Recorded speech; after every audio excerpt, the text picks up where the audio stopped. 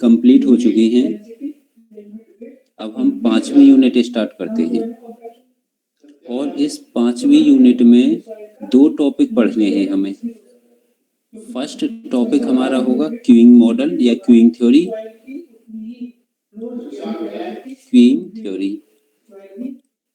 या queuing model, और second topic इसमें होगा हमारा सीपीएम और पर्ट। इस सीपीएम पार्ट को हम थोड़ा बहुत पढ़ के आते हैं स्टार्टिंग में। इंडस्ट्रियल मैनेजमेंट वगैरह सब्जेक्ट होते हैं, इंडस्ट्रियल इंजीनियरिंग जो होते हैं, उसमें थोड़ा आइडिया लेते हैं, पर यहाँ पर हम सारा कुछ कैलकुलेट करेंगे। इसमें क्रैशिंग वगैरह भी सारी कैलकुलेशन करेंगे। पहले हम इसमें फर्स्ट चैप्टर को देखते हैं। हमारा पहला चैप्टर है क्यूइंग थ्योरी। अगर जर्नल उसमें बात करें हम, क्यूइंग का मतलब होता है वेटिंग। अगर हम जनरल बात करें, क्यूइंग का मतलब होता है वेटिंग। और आजकल के टाइम में जब कोरोना चल रहा है तो हर जगह क्यूइंग है, हर जगह वेटिंग है, और हर जगह लाइन बनी हुई है हर चीज की। आप जाओगे, जाते ही आपका नंबर कहीं नहीं आएगा, आपको एक क्यू जनरेट करनी पड़ेगी, जिसे एक लाइन जनरेट करनी पड़ेगी, जिसे हम बोलते हैं वेटिंग लाइन।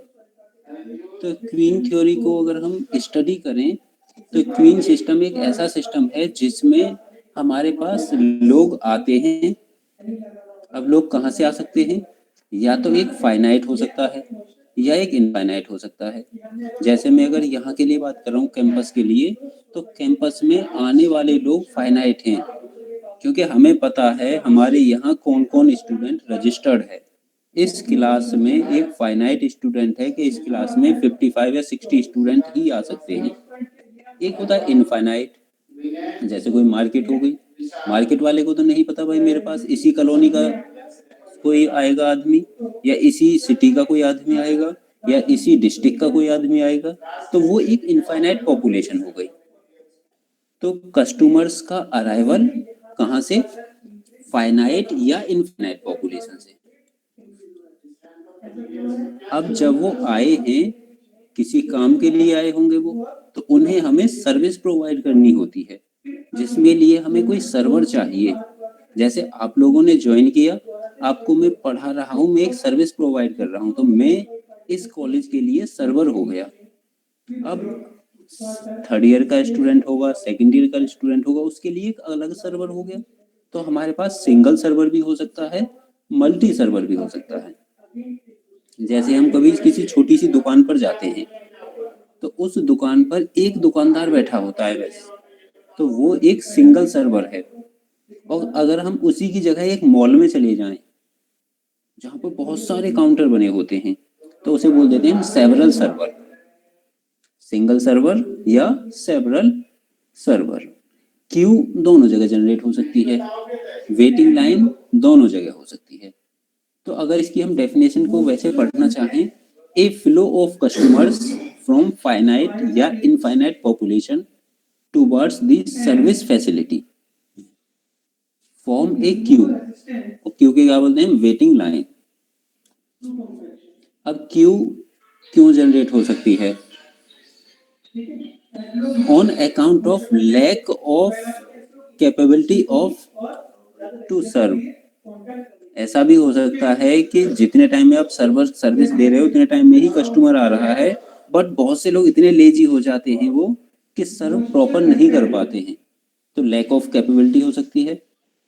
ऐसा भी हो सकता है कि लोग आपके पास ज्यादा आ रहे हों, आप उतने कस्टमर्स को एक साथ सर्व नहीं कर सकते हो, तो इनकी वजह से आपके पास क्यू जनरेट हो सकती है।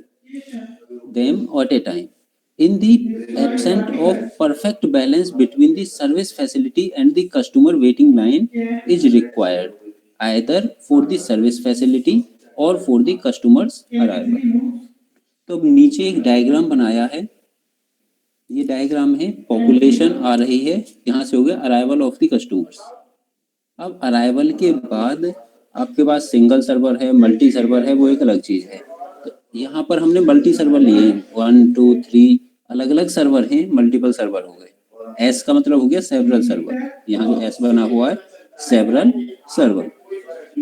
यहाँ से कस्टमर आएगा, किसी कस्टमर को सर्विस 1 पर जा सकता है, कोई 2 पर जा सकता है, कोई 3 पर जा सकता है, कोई 4 पर जा सकता है, कहीं भी जा सकता है। ये उसके ऊपर डिपेंडेंट होता है कि कस्टमर कैसा है और वो क्या चाहता है। सर्विस प्रोवाइड करने के बाद वो वहां से लीव कर जाता है और बाहर चला जाता है। इस पूरे सिस्टम को, ये जो डॉटेड लाइन बनी हुई है, इसे बोलते हैं क्यूइंग सिस्टम। मींस कस्टमर का अंदर आ जाना, उसका वेटिंग लाइन में खड़े रहना, उसके बाद उसे सर्विस प्रोवाइड करना और उसके बाद उसे वापस उस सर्वर को, उस सिस्टम को लीव करके चले जाना। तो ये हमारा होता है क्यूइंग सिस्टम। अब इसके कुछ एलिमेंट हैं।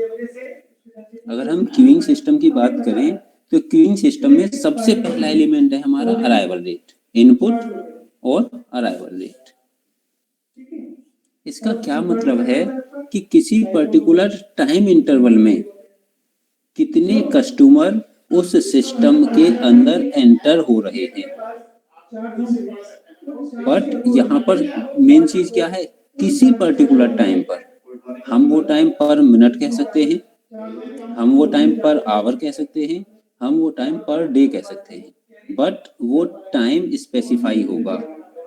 जैसे इसकी डेफिनेशन की बात करें, नंबर ऑफ कस्टमर्स अराइविंग या एंटर्स किसी सिस्टम के अंदर at the service facility per unit time. इसका खास ध्यान रखना है आपको न्यूमेरिकल में, पर यूनिट टाइम, और टाइम एक जैसा हो।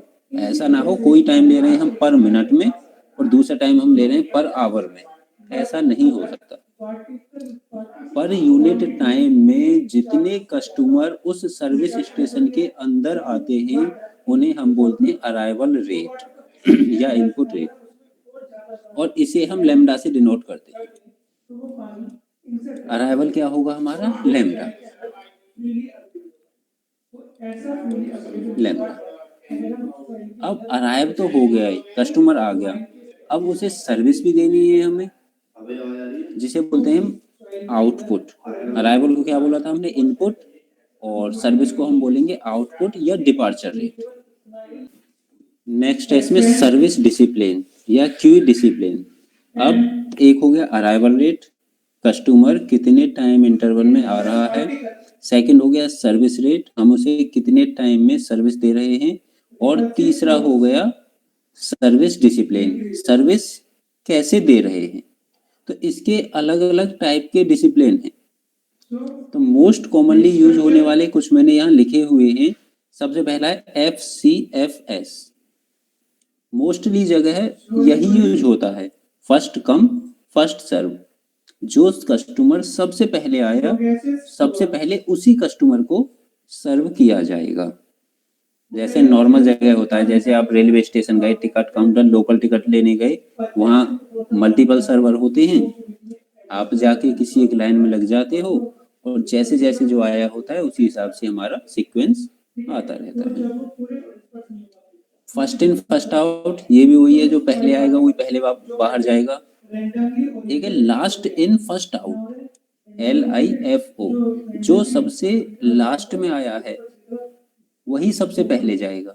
जैसे हम कहीं भीड़ होती है और लिफ्ट में जाते हैं, लिफ्ट में हम एंटर होते हैं, जो सबसे पहले चला गया लिफ्ट में, जिसने सबसे पहले एंट्री की, वो सबसे अंदर जाके चौक हो जाता है, और जो सबसे लास्ट में गया वो गेट के पास होता है और सबसे पहले एग्जिट होता है वो। या हम अगर आपकी लैब का एग्जांपल लेते हैं, लैब में फाइल्स रखी रहती है, एक के ऊपर आती फाइल ऊपर आती रहती है।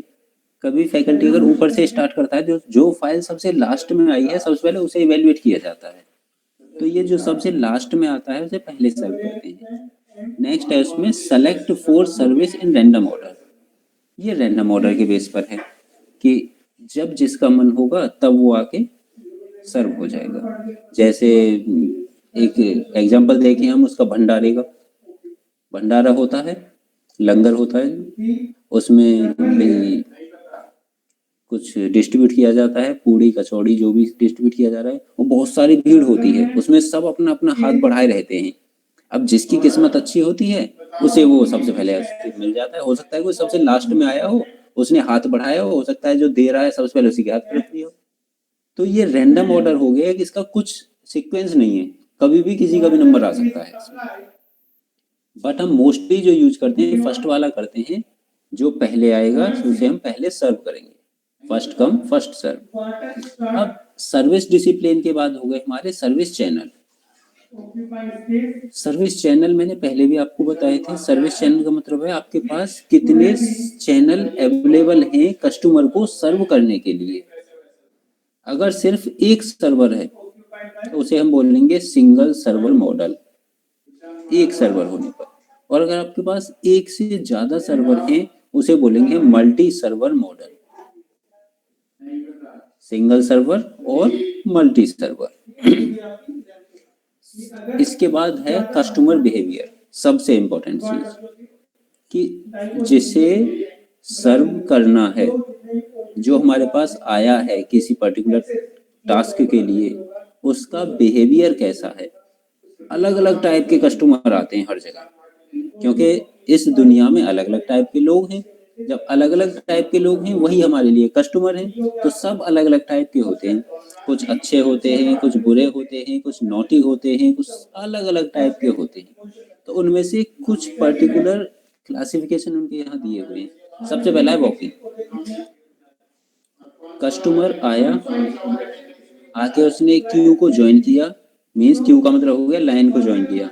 लाइन बहुत लंबी लगी हुई है, वेटिंग लाइन, बट उसके पास इतना टाइम नहीं है कि वो वेट करे। तो वो क्या करता है, उस क्यू को छोड़ के चला जाता है। अक्सर ये कभी जैसे मेरे साथ खुद हुआ है, दिल्ली जाना है भाई, यहाँ से स्टेशन पे गए, एमएसटी तो बनी होती नहीं। एमएसटी उनकी होती है जो डेली आने जाने वाले हैं, तो एमएसटी बनवा लेते हैं, उन्हें कोई टिकट लेने की जरूरत नहीं। रेलवे काउंटर पे जाके खड़े हो गए भाई, इधर उधर ताकते झांकते हैं क्योंकि परिचित मिल जाए टिकट ले ले, कोई ऐसा नहीं मिलता। फिर हम लाइन में लग जाते हैं, घड़ी देखते रहते हैं भाई 2 मिनट रह गए ट्रेन में। बट हमारे पास इतना टाइम नहीं होता कि हम उस क्यू को ज्वाइन करे हुए रहें। मजबूरी होती है हम उस क्यू को छोड़ के चले जाते हैं। ये हम बोलते हैं जिन्हें वॉकिंग टाइप के। आए, उन्होंने देखा कि इस पर्टिकुलर टाइम तक अगर मेरा टाइम नंबर आ जाता है तो मैं वेट करता हूँ, और नहीं आता है तो मैं क्यू को छोड़ के चला जाऊंगा। दूसरे होते हैं रिनेगिंग।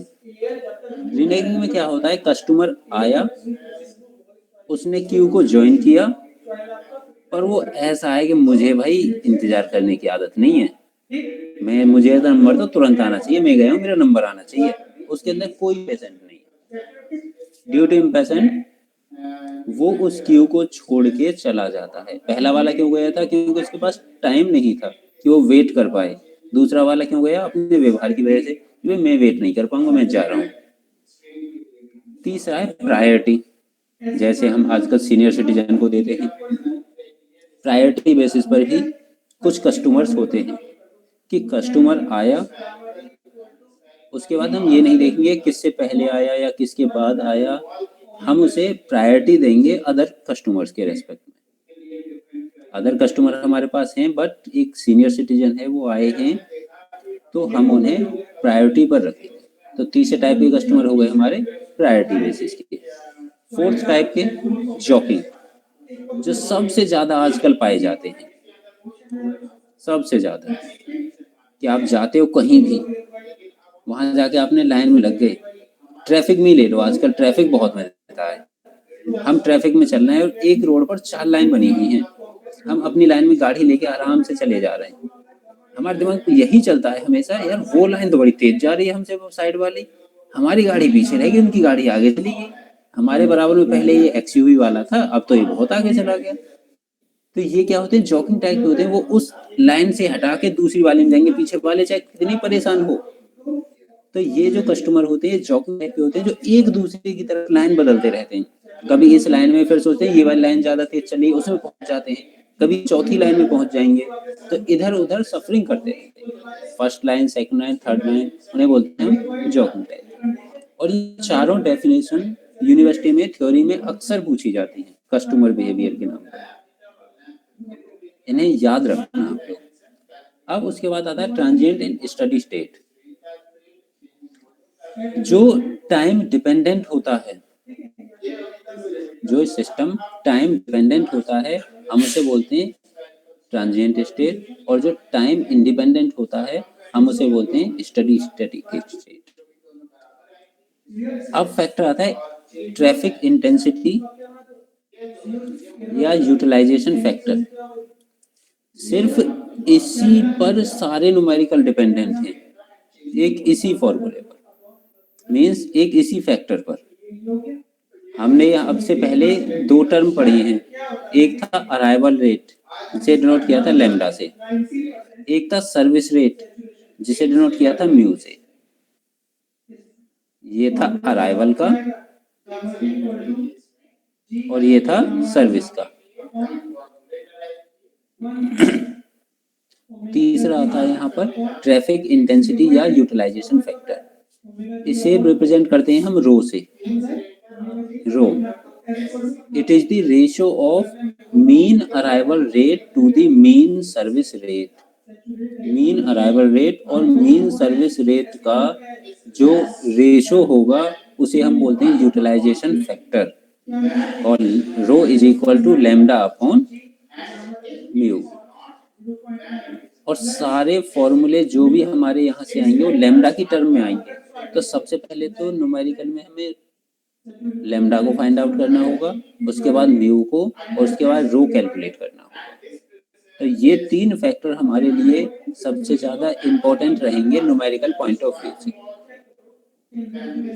अब ये हो गया यूटिलाइजेशन फैक्टर। अगर हम यूटिलाइजेशन फैक्टर की वैसे बात करें, इसका मतलब है कि कोई भी सर्वर कितने पर्टिकुलर टाइम के लिए यूटिलाइज हुआ, वो उसका होगा यूटिलाइजेशन फैक्टर। जैसे हम एक दिन में 8 घंटे काम कर रहे हैं, एक दिन में अगर हम 8 घंटे काम करते हैं या 10 घंटे काम करते हैं, और 10 घंटे में से हमने 8 घंटे काम किया, 2 घंटे हम फ्री हो गए, तो यूटिलाइजेशन फैक्टर कितना होगा? 80%, क्योंकि हमने 8 घंटे काम किया 10 में से, तो 80% काम किया, उसका यूटिलाइजेशन फैक्टर हो गया 80%। और 20% क्या रहे हम? आइडियल रहे, हमारे पास कोई काम नहीं था, हम खाली कुर्सी तोड़ी है हमने बस। तो ये हमारा हो गया ट्रैफिक इंटेंसिटी या यूटिलाइजेशन फैक्टर। अब कुछ और डेफिनेशन हैं इसमें जो हम यूज करते हैं। इनकी थ्योरी में ये कुछ नहीं पूछी जाती, पर मैं फिर भी बता देता हूँ कि characteristic of A queuing system. Queuing system क्या करेक्टरिस्टिक? सबसे पहले क्यू लेंथ। एक चीज का डिफरेंस समझ के रखना, क्यू और सिस्टम दो अलग अलग चीजें हैं। जैसे आप अपने कॉलेज में आते हो, कॉलेज में ये आपका अकाउंट ऑफिस है, और यहाँ एक स्टूडेंट फी सबमिट कर रहा है, आप आ गए, आप उसके पीछे खड़े हो गए, एक और आया वो इसके पीछे खड़ा हो गया, एक और आया वो इसके पीछे खड़ा हो गया। अगर यहाँ मैं बात करता हूँ क्यू की, दोनों वर्ड अलग अलग हैं। अगर मैं बात करता हूँ क्यू की, तो ये वाला जो पहला वाला स्टूडेंट है, पहला वाला स्टूडेंट यहाँ फीस सबमिट कर रहा है, वो क्यू में नहीं है। क्यू में कितने स्टूडेंट हैं यहाँ पर? सिर्फ 3, क्योंकि पहला वाला फीस सबमिट कर रहा है, वो जो हमारा सर्वर है उससे डायरेक्टली लिंक है। तो क्यू में कितने हो गए यहाँ पर? 3। और अगर मैं सिस्टम की बात करूं, तो सिस्टम के अंदर टोटल स्टूडेंट 4 ही हैं, 1 1 2 3 4। तो ये पूरा हो गया सिस्टम। मींस सिस्टम के अंदर उसे भी काउंट किया जाता है जिसे हम सर्व कर रहे हैं। ये तो सिंगल सर्वर की बात हो गई। अगर यहाँ पर सर्वर 4 होते तो 4 स्टूडेंट ऐसे थे जो सर्व किए जा रहे थे, और उसके पीछे वेटिंग वाले अलग थे। तो क्यू लेंथ का मतलब हो गया कि जितने कस्टमर क्यू में होंगे सिर्फ उन्हें काउंट किया जाएगा। तो यहाँ पर 3 हमारे क्यू में हैं। अगर हम सिस्टम लेंथ की बात करें, तो सिस्टम लेंथ में हम उन्हें भी काउंट करेंगे जो हमारे सर्व किए जा रहे हैं, सर्व किए जा रहे हैं। या फिर ऐसा भी हो सकता है सर्व करने के बाद वो वहीं अवेलेबल हैं, पूरे उस सिस्टम के अंदर जितने भी कस्टमर अवेलेबल हैं। ये हमारा पूरा सिस्टम यहाँ से इन था और यहाँ से आउट था। इन होने के बाद आउट होने से पहले जितने भी वहां पर अवेलेबल कस्टमर्स हैं वो हमारे सिस्टम के अंदर हैं। क्यू सिर्फ वो काउंट होंगे जो क्यू में लगे हुए हैं और जिनका अपने नंबर का इंतजार कर रहे हैं। ये तो लेंथ की बात हो गई। सेम होता है हमारा टाइम के लिए। वेटिंग टाइम किस में? क्यू में। जब वो लाइन में आके लग गया तब से लेके जब तक उसका नंबर आना स्टार्ट हुआ तब तक का जो टाइम होगा वो होगा waiting time in Q. W waiting time और Q का मतलब क्यू। ऐसे लेंथ का था ऊपर, लेंथ L और सर्वर Q, लेंथ सिस्टम के लिए S। अब total time in system, system की बात होगी इसका मतलब क्या हुआ, जब से वो एंटर कर गया, जब से वो सिस्टम के अंदर एंटर हो गया तब से लेके जब तक उस सिस्टम को लीव करेगा तब तक का जो टाइम होगा वो टाइम होगा हमारा सिस्टम टाइम, जिसमें उसका वेटिंग टाइम भी आएगा, सर्विस टाइम भी आएगा, इन आउट टाइम भी आएगा, सारा टाइम काउंट होगा। तो क्यू और सिस्टम इनमें डिफरेंस क्लियर रखना। क्यू का मतलब है जो क्यू में लगे हुए हैं, सिस्टम का मतलब है जो टोटल कस्टमर्स हैं। अब कुछ नोटेशंस हैं जो हम जनरली यूज करेंगे। एन दोनों के लिए यूज किया जाता है, कस्टमर्स के लिए भी सर्वर के लिए भी। नंबर ऑफ यूनिट्स या customer in the service system, कितने नंबर ऑफ कस्टमर हैं। Lambda arrival rate, mu service rate. अगर इनका रिवर्स कर दिया जैसे 1 लैम्डा 1 म्यू, इसका मतलब हो गया कि दो के बीच का टाइम इंटरवल कितना हो गया, कि पहला कस्टमर आया और फिर दूसरा आया, इन दोनों के बीच में टाइम इंटरवल कितना है। जैसे मैं कहता हूँ कि हर 5 मिनट में कस्टमर आ रहा है, तो वो 5 मिनट जो होगा वो 5 मिनट मेरा 1 लैम्डा होगा। अगर मैं लैम्डा कैलकुलेट करूंगा तो 1 घंटे में कितने आएंगे, 12 कस्टमर। तो मेरे लिए जो लैम्डा होगा वो हो जाएगा 12 कस्टमर पर आवर। अगर मैं इसे टाइम की टर्म में रखूंगा तो 1 लैम्डा हो जाएगा, और अगर मैं पर यूनिट टाइम की टर्म में रखूंगा तो वो लैम्डा हो जाएगा। इस कंफ्यूजन से अलग रखना थोड़ा सा। हमेशा लैम्डा और म्यू पर यूनिट टाइम होगा उनमें, और 1 लैम्डा और 1 म्यू इंटर अराइवल टाइम जो होगा वो सीधे डायरेक्ट टाइम में होगा, आवर या मिनट या किसी में। उसके बाद rho utilisation factor, S number of server, 1 होगा तो सिंगल सर्वर, M होगा तो multi server. P N probability हो गई n कस्टमर के सिस्टम में होने की। एल एस लेंथ इसकी सिस्टम की, एल क्यू लेंथ क्यू की, W S waiting time system का, डब्ल्यू क्यू टाइम क्यू का। तो ये कुछ जनरल टर्म्स हम किससे डिनोट करेंगे, जो ऊपर पढ़े हैं वही एज इट इज हैं। ये बेनिफिट, लिमिटेशंस, एजम्पशंस, इन सब की कोई जरूरत नहीं है, वो सब चीजें हम पढ़ते रहते हैं। कि हर चीज की लिमिटेशंस हम लिख देते हैं कि ये लिमिटेशंस हैं, ये नहीं करना, वो नहीं करना। अब सबसे ज्यादा इंपॉर्टेंट है Kennedy notation for representing queuing model. किसी भी क्यूइंग मॉडल को रिप्रेजेंट कैसे किया जाता है।